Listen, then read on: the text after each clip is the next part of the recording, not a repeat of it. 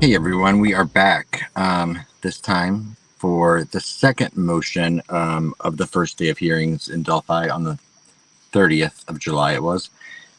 This was the motion for the motion to compel and sanctions. So this started at 11:42 a.m. and OJ is the defense attorney, I believe, that took the lead on this one, if I'm not mistaken. Right, Turbo? You bet. Yep.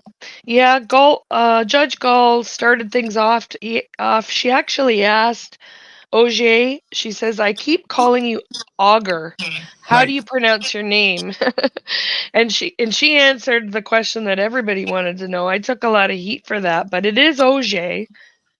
And she started in on the 26 terabytes and in the spirit of the law, keeping in the spirit of the law, it should be organized in some sort of fashion.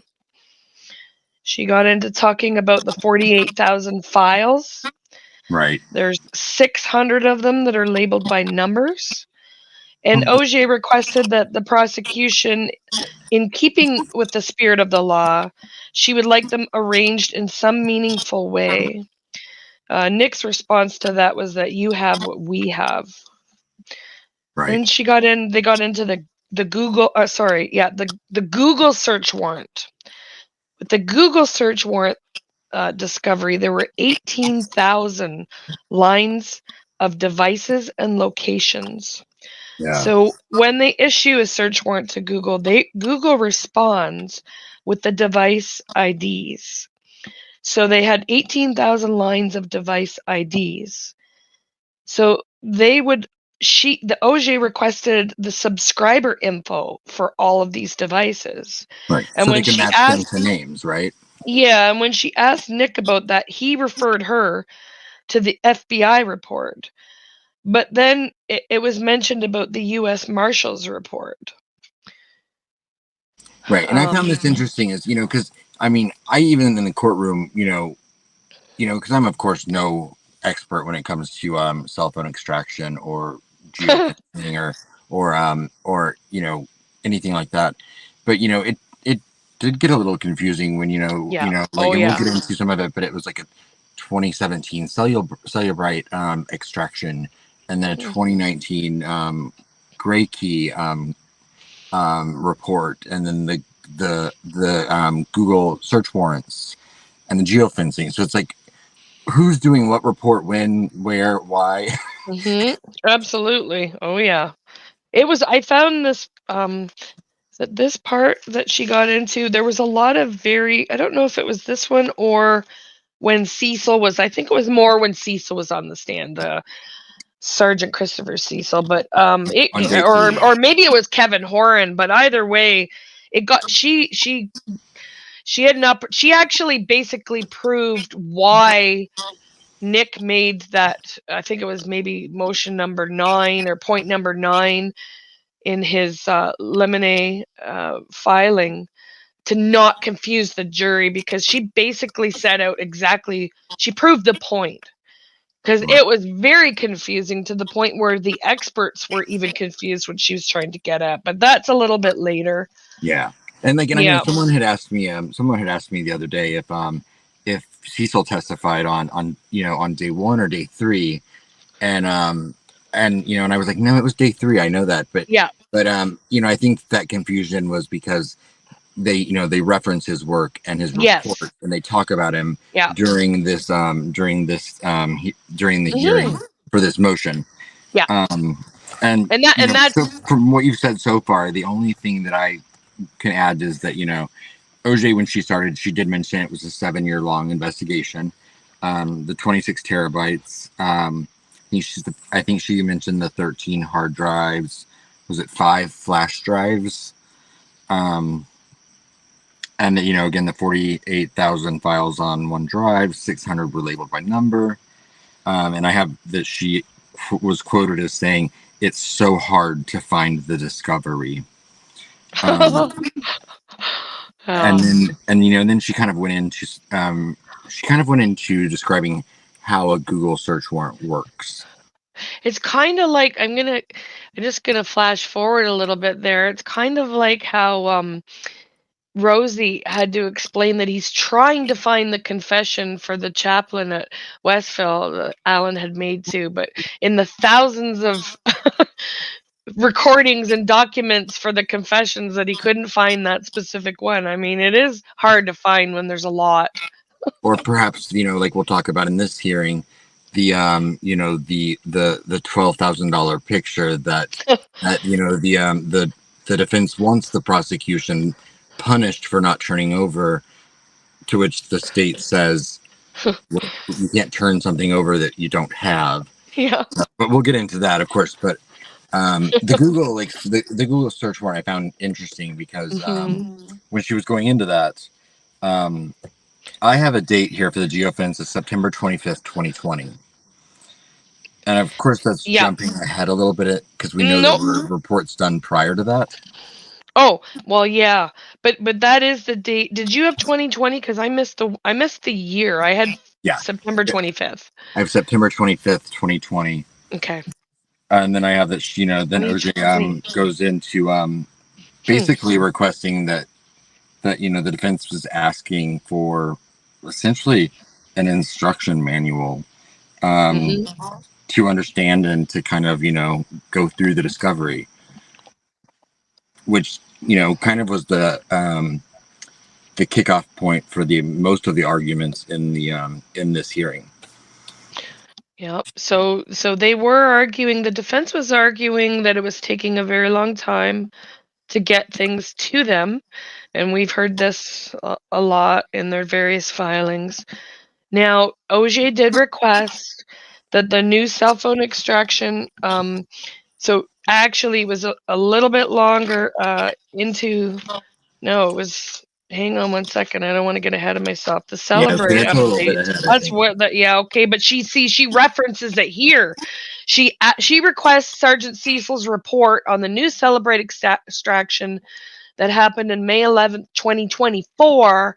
She requested that be turned over by today, by August 13th, right at this point in the hearing. So it was kind of, we were jumping all over. We hadn't even talked about that yet. But, you and I, we knew what. But it was the first mention we had of it in court, too. Yes. I mean, so even though we were aware of the fact that, they did a Cellebrite extraction in 2017, she mentioned that that there was a let's see, what did she say? There was a what date? I have the date here somewhere. It was May something 2024 that Cellebrite came out with an update, and the defense was basically saying they wanted the report by the 13th because they fully intended, once they handed it over to their expert, that they would have to then call Cecil in to re-depo him. Right. Well, this was one of the arguments that the defense made to postpone these original hearings back in May, because they just received that the extraction on Libby's phone had been done around May 11th, and by that time we were into the hearings. And the defense only had a preliminary report, and of course that's when they found out about the 4:33 a.m. SMS messages that they were previously unaware of. So, but anyway, they only had a preliminary report from Cecil back then, and they made the case that they did not want to have the limine hearing until they could, further go through the final report, which they should have had today. So they actually didn't even have that at the hearings a couple weeks ago, and perhaps we might hear about this on August 23rd when they do the new the status hearing. I guess I mean I think that we're going to get into a bunch of different things there, but I don't know how extensive it'll be. It'll be it'll be fiery, that's for sure. But not to get off topic, I I have the date here that Cecil did a depo on May 15th, 2024. That's when OJ had mentioned that they don't have the report that they need to send to their, their experts and then read depo. Mm-hmm. Cecil again, they of course warranted by today. OJ did approach the Judge Gull with like a physical list of requests. OJ claimed the prosecution, this is actually no, it's getting ahead of myself. I apologize. What do I have here? Yeah, I mean, OJ talked about the lengthy amount of time for info to get to the defense. Mm-hmm. And I believe one of the examples that they gave was the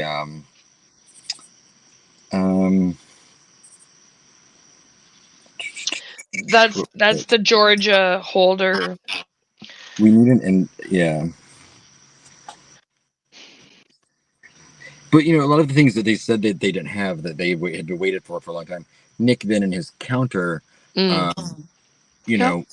brought up the fact that that last time they requested, remember when they requested the list of information from the discovery, and it turns out they had all of it. Right. Already. Yeah. And they got it. We got into that after lunch because Nick went with Detective Vito, and they found, they found where the defense had already signed for the stuff that they were saying they didn't have. Right. But if we keep to our timeline here before we get ahead of ourselves, because we already know what's coming, so we're jumping ahead. But if we're laying it out, we had your Exhibit B, which you just summarized there for the requests that OG submitted, and then so she argued because of the delay in turning over those documents that Baldwin and whomever had to go to Georgia to see Ryan Boucher. Which this is the point, I think, and that I think the whole courtroom got its first kind of like sit up straight, like kind of like what did they just say moment. Yeah. Yeah. So apparently Baldwin went and got a quote great deal of info on one of the suspects in this case. On a 1-day trip by himself. Well, I don't know if it was a 1 day, because they did get a hotel and they got a conference room. That was mentioned in court. It was one. He said it was just him. Oh, did he say 1 day? Oh, he did. I mean, it doesn't take that long to go to Georgia. I mean, you can go to Georgia and back, and back in one night. Especially I didn't hear that. Especially if you're paying a premium. Wow. Okay. Well. So what? And what did Baldwin? Because Baldwin is requesting that he be reimbursed the cost of that trip, and that amount was how much?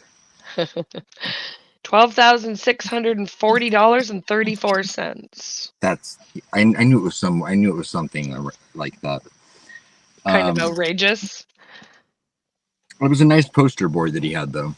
If they had that kept in a nice case. And yeah, actually, a lot of people criticized the defense for having those giant poster boards. My assumption was that they had those made already for when they thought the trial was going to start in May, and so even though the judge was the only one that they were being shown to during the hearings, I mean, yeah, I get why they had them. I don't think that they were doing it for dramatic effect. I think they just had them. I think they just had them already made for court, because then they'll be showing them to the jury as well. Well, you're assuming that the mimic picture from Brad Holder's Facebook in 2012 is going to be presented in front of the jury. If not, it'll be hanging, I'm sure, in Andrew Baldwin's living room.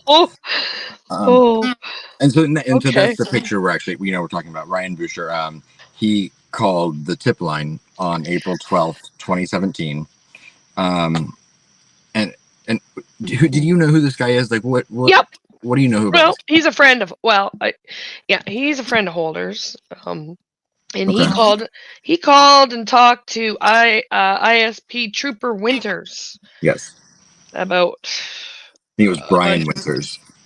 About a bunch of different things. And Judge Gall wanted to know if the state, and I have Judge Gall saying that, did the state ever have possession of this evidence? You said Judge Gold what? She asked, did the state ever have possession of this evidence? And then Right. Judge Gall looked at Nick.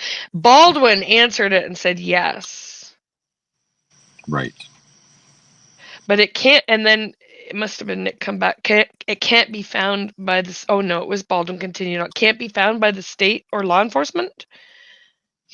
So they have the state police report for Mr. Boucher from Georgia calling, and that was entered as Exhibit C.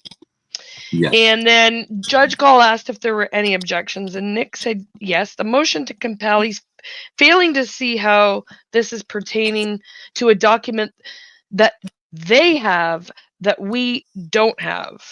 And then OJ came back, and I don't know if you have this, as I missed part of it, but she said sanctions has to do with, and I didn't catch the rest. I don't know if you have anything on Let that. me. I think you were a little ahead of where. Oh shoot! Yeah. Okay.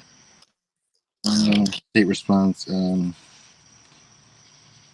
Sanctions or what? Defense wants state sanctions for not having the picture of the. Okay, yeah. Yeah. Nick said this is not a compel issue, and then that's when he said the defense wants state sanctions for not having a picture the defense believes we should have been shared, but you can't share what you don't have. OJ wants that the report then by the 13th, and then she proposed that both sides provide their exhibit list for trial by October 1st, which Nick has no objection to. And the only thing that he said was when she requested, anytime they request something, she wants a 7-day time limit put on how long they have to get to defense. And he said that's not always possible. But they never really, there was never really a conclusive answer. She had requested that there be a deadline of 7 days anytime the defense requests something. And and Nick said that that's not always possible. Right. Because they have to go back through the discovery just like the defense does to find the things that they're looking for. Yeah. I did have in here, and thank you for letting me know that I broke up for a second. Let me know if it happens again. Yep. I did have in here.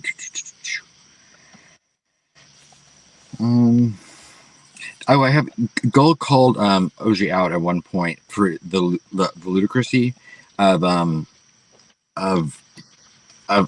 some of thinking that the state should turn something over that they don't have, and at this point Baldwin, who was sitting next to Richard Allen, he leaned over and whispered to Rosie, who then leaned over and was whispering to OJ. And I believe it's just because Baldwin was the most well versed on the subject that he was kind of like letting her giving her some points to make. Yeah, is that when they got really mad? He got really mad. And that's when they say the state had the photo but can't find it. And they talk about Boucher calling it in. And I have it in quotes here that Gull at one point said, "You lost me too." Because I think Nick said, "I'm lost," and I think Gull said, "You lost me too," or vice versa. And then good observations. I didn't have that. That's funny. There was some confusion for sure. Nick refutes the claims that the state doesn't assist, and then he brings in Exhibit 1 state, and then talks about an April 16th date and the 23rd date, something for the defense, and then on the 26th the state responded and got a zip drive to assist the defense with what they had requested.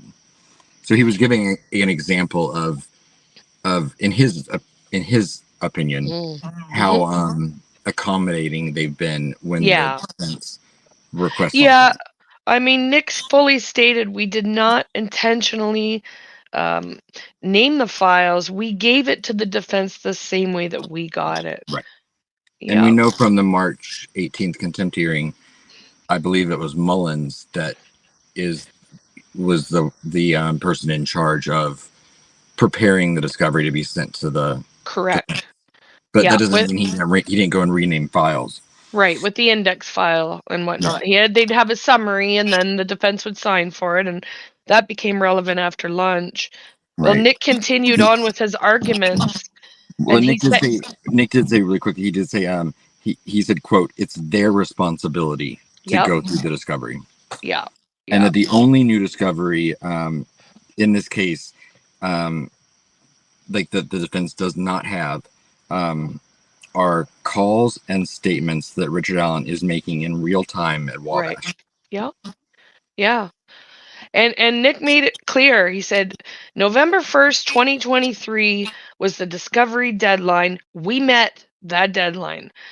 And he said, we still do not have the holder mimic pick. We cannot be held liable for this.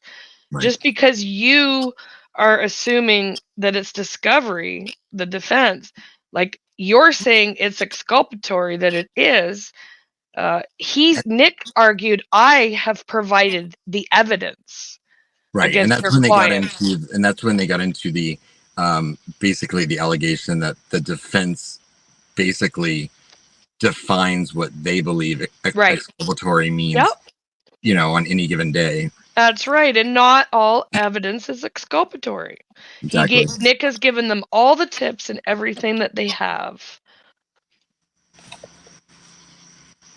Yeah, that was the point when Nick said, "We've done everything to spoon feed them." Mm-hmm. That was at 12:08 p.m. that he said that. Then claimed the defense does not follow the rules of discovery. Yeah. He said they had everything they've requested already. And then the note I have here is that Baldwin's sitting listening to Nick talk. And Baldwin can't hide his expressions very much, I've noticed. But yeah, he got mad. He had his hand on his face with his index and middle finger kind of like perched on his and I can see it. And you could see there was an annoyance, and he definitely was kind of visibly shaking his head at that point when Nick said that the Georgia 12K reimbursement is not exculpatory or warranted. And Baldwin was sitting there nodding his head like, you're paying me. And this leads, and that they're, I mean, who knows, but I think they're going to end up having to use some of that fundraiser for that. But anyway, Nick says, just because the defense believes that the mimic pick is exculpatory, the state does not. The remedy is outside of the scope, and it's ridiculous, quite frankly. Right. And for anyone that doesn't know what the mimic picture is, like this was a huge topic over the 3 days. Like I actually at one point said, if I hear Brad Rosie say Brad Holder's Facebook page one more time, like I'm gonna jump through the window. Yeah. But, so the mimic picture is a picture from 2012 that this Boucher guy from Georgia claims came from Brad Holder's Facebook page. Brad Holder has said it did not come from his Facebook page, and that he had not seen it. But they're saying it mimics the position that the girls were left in at the crime scene in Delphi.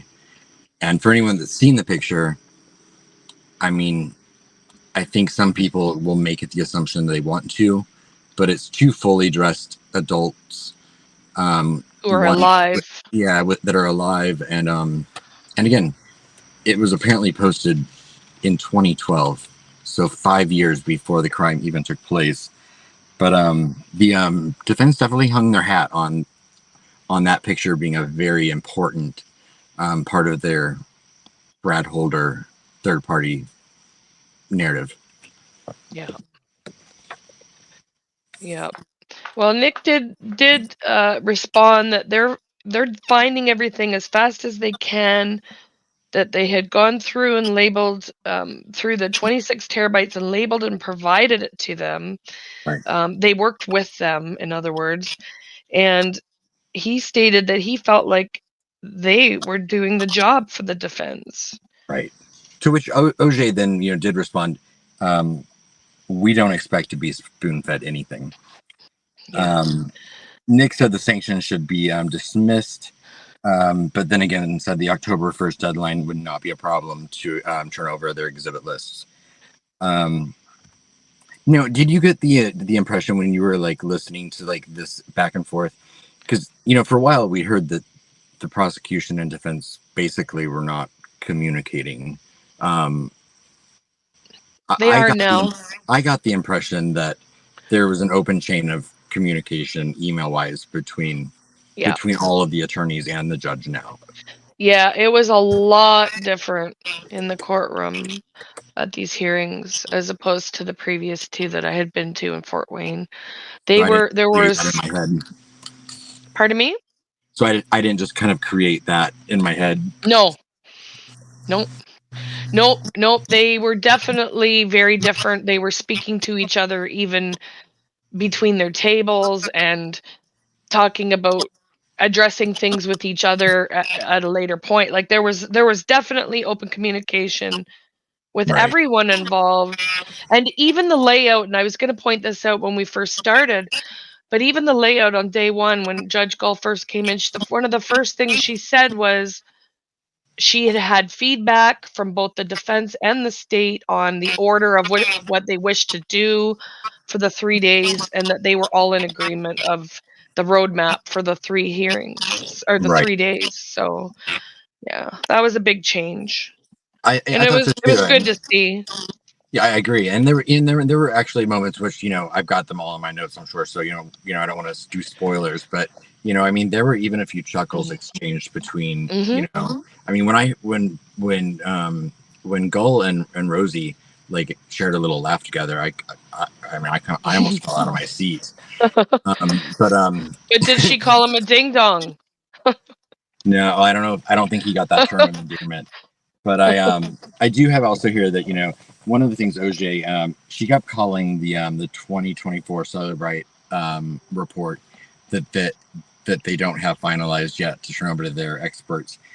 She kept referring to it as a missing report, which I thought was a bold choice of words. Knowing that we all know the circumstances of what that is, and that Cecil did. So Cecil had a depot on 515 claimed reports that they did not receive or mentioned. Trying to see what else I have here. There was a lot in this hearing, but I've got that the Cellebrite came out with the update May 11th, 2024. Well, hold up. The update was this was discussed in more detail later. And one of the points that the defense argued was that new dump from Libby's phone through Cellebrite with the software update could have been done months prior to May, but it wasn't. This comes up later in the testimony, and it probably when Cecil comes on the stand. But May 11th is the weekend that Cecil did do. He did run that new Cellebrite report. Right. But she actually argued it could have been done, so therefore it wasn't exactly timely. In other words, they could have done it when the software release came out, and I'm assuming it was January of 2024, although I hadn't had a chance to look that up yet. Right. And that's the only reason I know about that, because that's it's been quite a big thing, because OJ did state that the Cellebrite extraction was first done with the first software version in 2017. And then the gray key analysis that you had mentioned and extraction was done in 2019, which I think has something to do with the GBI coming on, but I'm not entirely certain of that, but I think possibly when they did the review. And then It was disclosed within a 30-day period in 2022. 9 months later, Auger argues, do we have it? Yes. Was it timely? No. This isn't our data, it's their data. So I don't think we're being unreasonable, is what Auger argued. And that Right. was at around 12:15 before we broke for lunch. Right. And then I know I took a note that here that, and I didn't elaborate on it, which is odd for me because, you know, most of my notes are pretty extensive, but I have like on May 3rd that they did the round two Google warrant. Yep. And then I have Michael Saper report. Yep. Special agent. There was a cause number given there. And it's funny you don't have the quite, I also don't have. That's exactly what I have about the Google warrant. Special agent Michael Saper, Saper. Yes. And then it was included in Detective Vito. He used Saver's info. He said there was attachments, but the defense didn't have them. So and then they argued again about the device IDs with the names and that they want those. Right. And then when we get more into that when Cecil testifies on day 3. Because they also, you know, really kind of when they go after some of these, you know, these numbers that were, you know, within like say like, you know, 60 feet of the crime scene, or, you know, in the vicinity of the crime scene with it, you know, they pretty much were like, well, once you get the you know, it should make a lot more sense because the technology clears a lot of it up. Which if I, you know, I kept thinking, if that's the case, if that's true, and I'm sure people are going to say, you know, that it is or it is not. I mean, hopefully they use that same technology then to look at other unsolved cases that, you know, that that update could potentially help narrow suspects down with. Definitely. You know, like I was thinking Jordan Sofer, or, you know, I'm like, you know, so hopefully they really run a lot of older cases through that new Cellebrite update if they're able to. Yeah. Yeah, we get into a bunch more specifics on that. And in fact, lunch was Judge Gull took the motion to sanctions under advisement and let everyone know that we would have an hour lunch break. That was at 12:20 on day 1. 12:20 to 1:20. And really that was the because I had a lot of people ask me about the motion to you know, like what they you know, what they kind of decided on with the Cellebrite stuff. And I kind of took it as they really didn't come to any conclusion. They kind of just decided they would table it until the defense has that newest report, and they'd clearly have to address it at a future date. Well, we got into a lot more detail later on about the 4:33 a.m. and all of that. It got quite confusing. So, but that wasn't on day 1. No, it was not. But, you know, like that's why I was like, you know, if they're gonna have to re-depo Cecil anyway, you know, that was like there was no real answer to that. And so it'll be interesting to see how she rules on the motion to sanction and compel, because I mean, I kind of felt like it was a wash for both sides. It was. Oh yeah, it was pretty weak. I mean, you know, it was again the same old arguments, right? Right. I mean, I didn't think that the state did a great job arguing it, but I don't think the case for them to be sanctioned was strong to begin with. And then I think, you know, once, I mean, I'm sorry, but once Andrew Baldwin said that trip cost $12,000, that was the thing everyone talked about, that from one. I mean, you ask anyone, they're like, oh, the $12,000 trip to Georgia. And I'm not criticizing the defense at all, but I mean, that was something that, you know, I think stood out and was unnecessary. Like he didn't have to, you know, say the amount. And we get into a lot more of that later as well in the afternoon, I believe. And I'm just looking because I think I missed one thing. What do you think of what did you think of Auger? Because I feel like this hearing was kind of the first time, like first kind of impression I really formed of her at all. One, because she's new, and two, she is the one that kind of ran with this hearing. This is the first time that we've really heard her present for sure. And I found, because she was so frustrated every time. Now, not with this particular part of the hearing, but certainly later. I mean, she had some tough stuff to get through, and I just think it could have been her shining moment. But she come off frustrated and aggravated, and quite frankly, she looked very tired. And I have the notes on that day, but I mean, I thought she was good. She was, quick. She was quick on her feet to argue. She did mention that she had a civil litigation background, which I didn't realize. I mean, she was originally brought in to help out with the FBI depositions, I Oh, that's believe. right. Hmm. And then she came aboard. But no, she did. I mean, we haven't seen a lot of we haven't seen a lot like a lot of testimony like this where they were getting at it and making arguments back, and we did see that out of her for Right. sure, and Rosie. Well, and Doesn't stick out for Baldwin so much, but I well, I mean, one, this is pretty much the first evidentiary hearing we've really had in the whole almost 2 years we've been waiting true. since there's been an arrest. Hmm. But I felt like she, clearly is a very intelligent Hmm. lawyer. She was,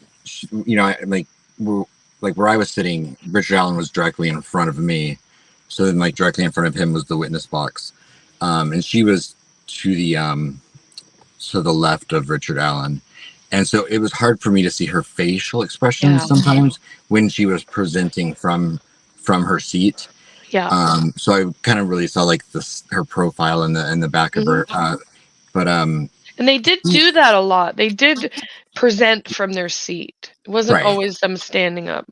Well, I mean, that courtroom is so small. I mean, what's the difference? Standing up and walking over 2 feet. But Hmm. I did feel like she lost her cool a few times, but I mean,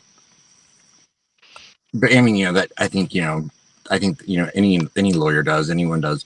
But I thought she was good. I mean, Hmm. I think that the female attorneys on both sides Mm. have brought a much needed balance Yeah. Well. to the kind of relationship between all of the attorneys. Because I noticed the same thing with Diener. It's almost like there's like a little bit of sense Balance. and a little bit of sense and balance, Yeah. and and it's not just the boys' club. Yeah. I mean, I don't.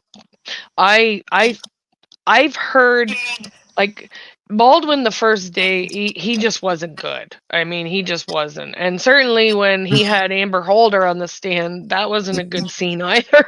You're jumping ahead again. I know, I'm sorry. But honestly, like, I did see Baldwin present in the afternoon of the March 18th for the dismissal, and he was excellent. He had good showmanship. He kept things very, he get a bit winded at times, just like what you say about Rosie. And I mean, I haven't seen. I've not said anything about Rosie yet. Not yet. I'm saving Not in public. I'm saving my opinions till Okay, till we get to that. until we get to that. Okay, all right, I'm jumping ahead. But overall, overall, I think both sides are excellent, capable attorneys. When you get into this personality style and things like of this nature, it makes me wonder how the jury's going to react to these different styles, Oh, and because they're you, very different. yeah, and you and I had, I mean, even Hennessy. I mean, like, at that contempt here, like, he was funny. Like, he was just, he was bumbling and whatever. But it's like he gets forgiven that because he knows the swagger and he can, like, pull it off. He can pull it all together, and that's from experience, right? I mean, Right. they all have their different presentation styles, but the jurors do get affected by that, I think. So Oh, I do think it's going to probably be something that, at trial, and especially if it's going to go a month. Yeah, well, 5 If weeks. you've got one of them running off, like, I mean, we saw that at those hearings where they took like way longer than they probably needed to. I mean, they need to cut that down, because when the jury's sitting there after 3 weeks, like, Right. you're gonna lose them. No, and you're right, and I think for anyone that's followed true crime or watched other court cases, I mean, we, of course, there's always going to be an attorney that you like and you don't like. Yeah. I mean, to me, a perfect example is, I mean, for anyone that watched the Johnny Depp trial, I mean, it's hard to forget about Elaine, who was Amber Heard's attorney, and she just kind of like overwhelmingly the public didn't seem to respond well to her, whereas Camille Vasquez, I think is her name, who was the junior partner on Johnny Depp's side. I mean, I think everyone was just completely in awe and compelled, like every time she spoke. And so, I mean, the style of presentation by an attorney, or just their personality or their little shtick or whatever you want to call it, can absolutely make or break a case. Yeah. And I mean, I definitely, I walked away from these hearings with slightly different opinions of the attorneys than I had previously. Yeah. So, and like I said, we'll talk about it when we get to like kind of like the behavioral analysis. Well, and just kind of like when I form, like at this point in the day one, I really hadn't really formulated or formed a solid opinion on any of them yet. Although I did notice that Rosie was much, much shorter than I thought he would be. Really? I didn't think he was short. He's little. Really? He's a little guy. I didn't see him as that way. I saw him climbing up in his big giant truck that one day when we were leaving, and I almost wanted to help the guy. Oh shit! Did he have running board? What does he have? A full size truck, pickup truck? I'm not gonna like dox it, because he was parked a couple blocks away, but I just happened to be walking back to my Airbnb. Oh, that's funny. Okay, and he was getting in his big truck. But I think Nick has a big truck too, so I think that's not necessarily. That might be a regional thing. Oh yeah. I don't know. Need a 4x4 down there. I don't know if Rosie's license plates say boss though. Oh shit. I think that's already taken. Who's say boss? Oh. Have you never heard that? No. You're like, I'm not gonna dox him, and then I'm like, here, do you want his license plate number? Oh, the vanity plate. Yeah. Oh shit. Okay. There's a party in the there's a party in this case that apparently has a vanity license plate. Okay. And it's not Judge Gull. Oh no. So, well, actually, while we're doing this, because we're really pretty much at the end of this hearing. Yes. Yeah, we're at the end. We're done. But it's a good. No, we're not done the hearing. We're just done the morning. No, I know, but this is a well, pretty much. So we break for lunch, 12:20 to 1:20, and then when we came back from lunch, Nick did ask to reopen the hearing on the motion to compel and sanction, and that's when he gave the two pieces of evidence to Rosie that he'd found on his lunch hour. Yeah, he didn't even let Detective Vito have a sandwich. Right. they were slaving away over lunch. Right? Yeah, and then the afternoon we heard from Kevin Murphy and that was during Lieutenant Holman. But that was the hearing. That was the dismissal hearing. Yeah, in the afternoon. Yeah. Yeah.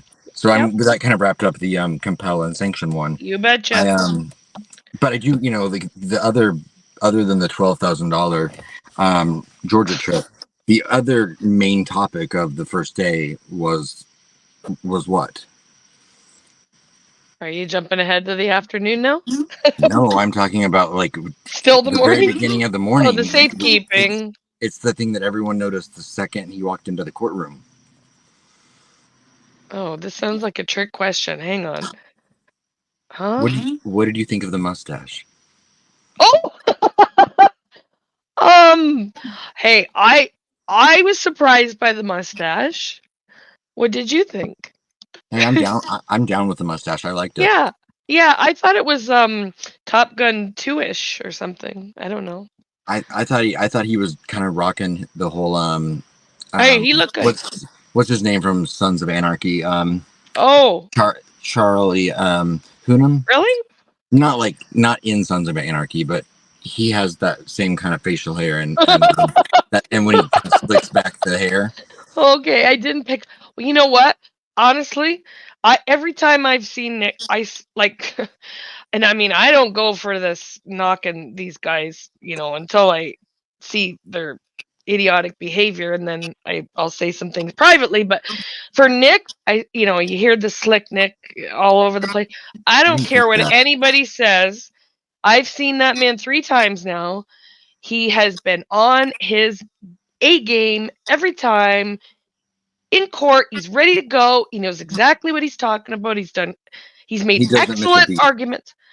And he looks great. Like, I don't know what I mean, I don't know. Like, I don't know if he has a vanity plate or not, but I'm just playing. I mean, I'm just playing about that. But I agree with you 100%. I am really though. Like, I mean, I think all I heard when after Alan was first arrested was is Nick McClelland is he up for the task of prosecuting this case? He's never prosecuted a murder case before, and basically there was a lot of doubt, and I even myself I was like, I'd never watched him in court, so I didn't know what his style was like. And and I don't think it was highlighted yet in the morning of the first day, but he absolutely is in command of that courtroom. He's confident, he's cool, he's calm, he's collected, and that confidence, you can't fake that.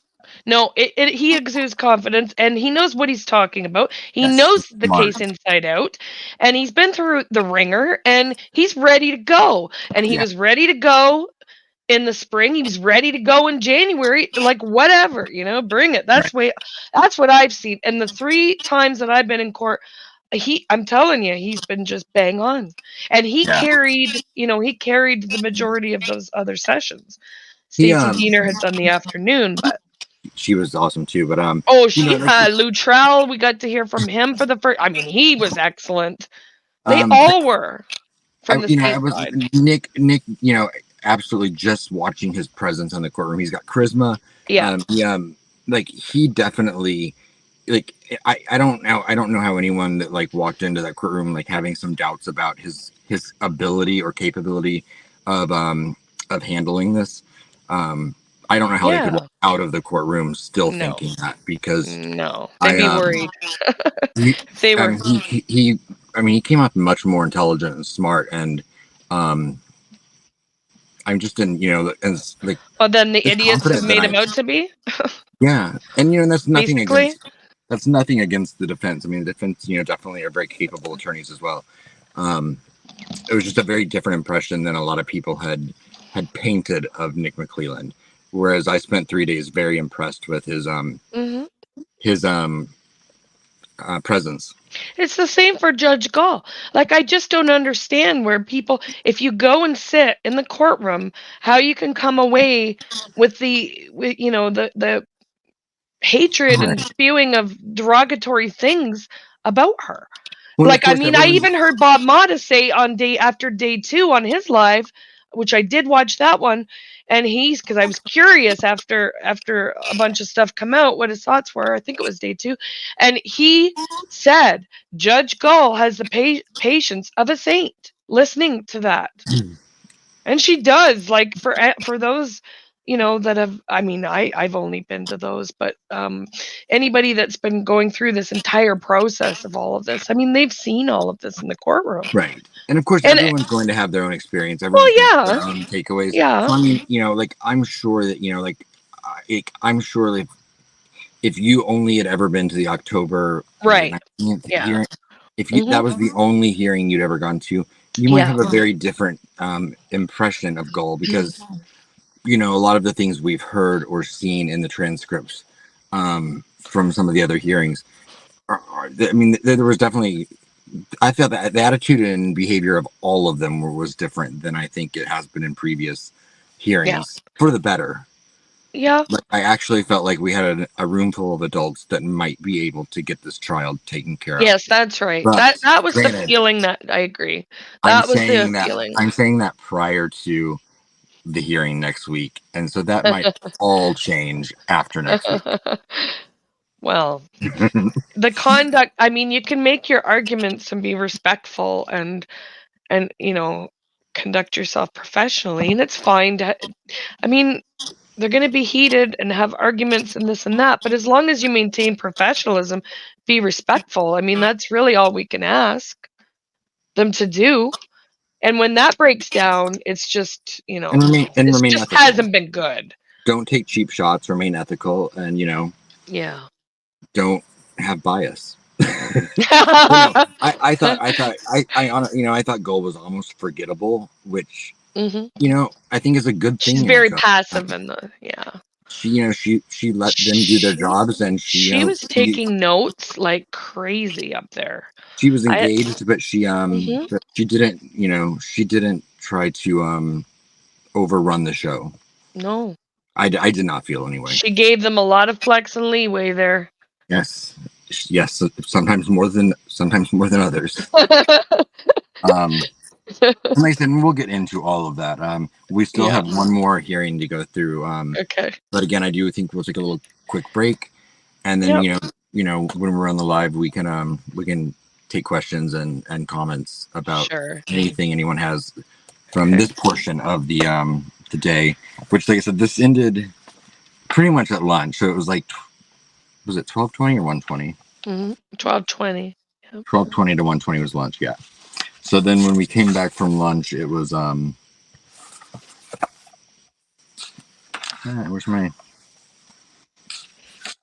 We were into the motion to dismiss, rather.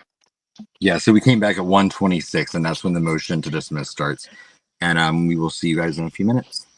Okay. Is there anything Bye. else you want to say? Nope, I'm good. We hammered that out. Cool. I will see you in a few minutes. Okay. Bye, Aspen.